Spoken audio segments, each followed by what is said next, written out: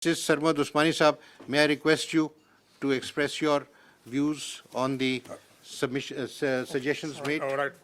Thank you very much, Honorable Chief Justice, and thank you, gentlemen, for being here. And my best wishes to all of you, especially to Ashtar Saab for his impending surgery. I hope everything goes well and he's able to rejoin us hale and hearty. All right. Can you everybody hear me? Can you hear me? I can. Qazi Saab, can you hear me?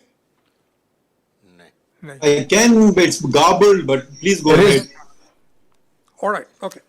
Now, as far as the Sindh High Court is concerned, I can say with a bit of conviction that perhaps I know these honorable judges who have been nominated and those who have been bypassed, because I am from that High Court. I remained judge and the Chief Justice as well.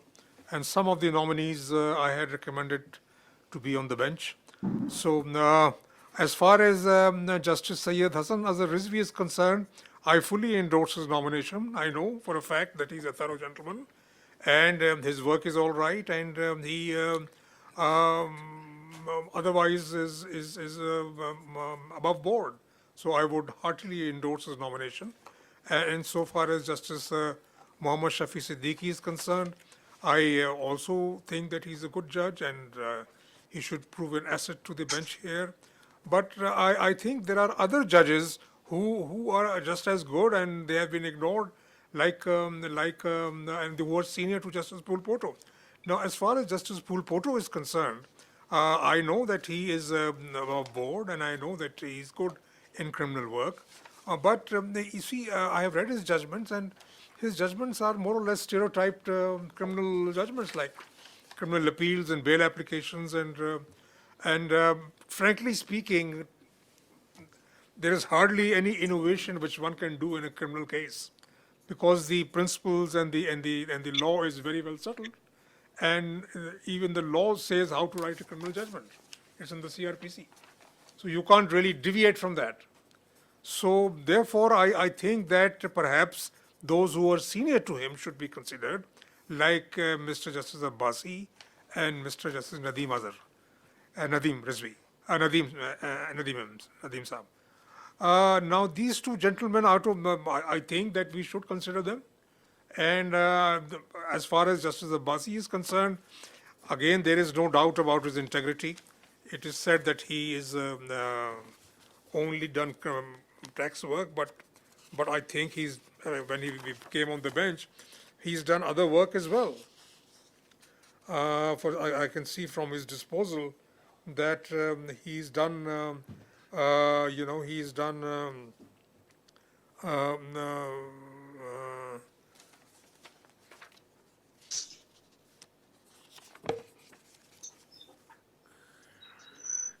He's done work, but mostly he's done tax work, all right, but he's done family, he's done rent, he's done bail applications, he's done miscellaneous work, and appeals, criminal appeals also he's done.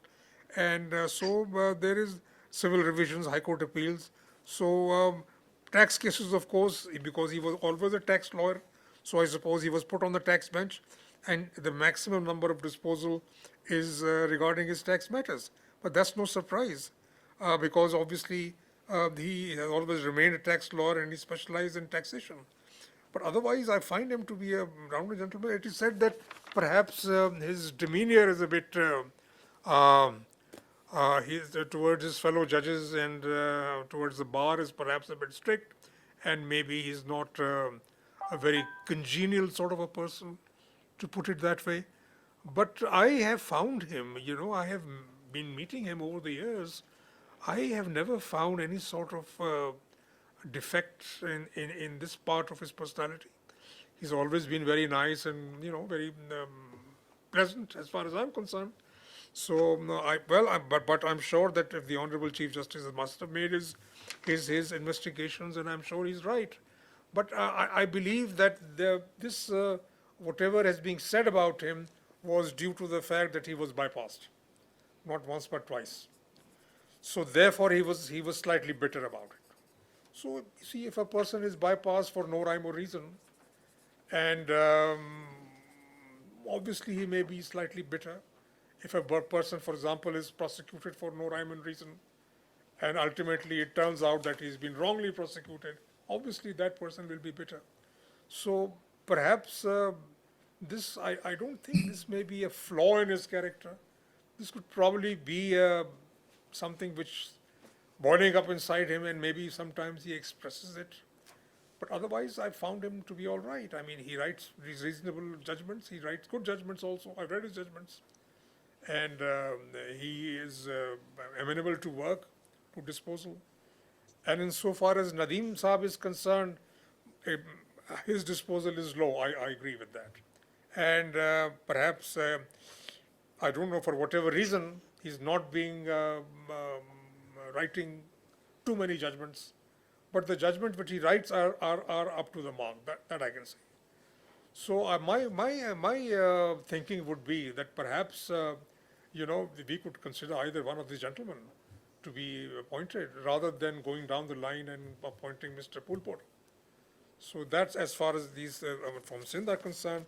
As far as the gentleman from Peshawar High Court is concerned, obviously he's the senior most, and I'm sure that from his the type of work he's done and from his judgments also, I find is up to the mark, and I'm sure that he is a gentleman. So I would fully endorse his